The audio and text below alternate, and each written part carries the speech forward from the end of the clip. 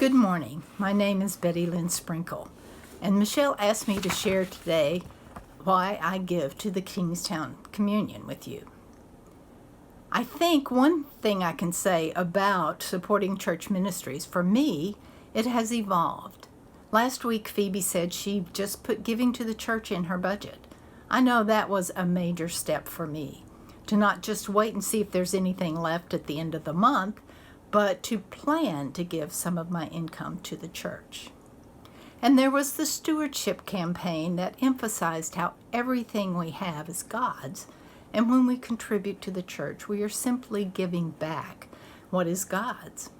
I sometimes still struggle with that idea because I worked hard for this, but in the end, I usually recognize that every good thing comes from God, and it is by His grace that I have access to it in my life. But recently, I encountered a new concept in charitable giving. In our Women's Common Table, Michelle made us read the book A Year of Biblical Womanhood by Rachel Held Evans. In one chapter, she is discussing justice and notes that Judaism has no word for charity. Instead, Jews speak of tzedakah, which means justice or righteousness.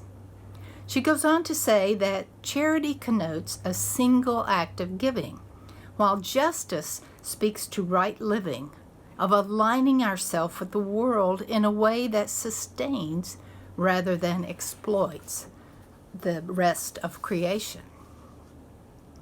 And I thought about how that idea works in my everyday living. That I'm not generously giving money to feed people who don't have enough to eat.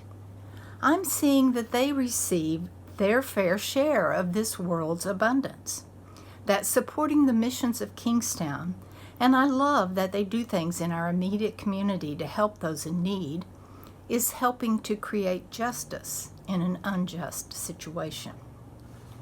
Knowing this, thinking about what I have and what I do with it, gives new meaning to that verse from Micah that says, "What does the Lord require of you?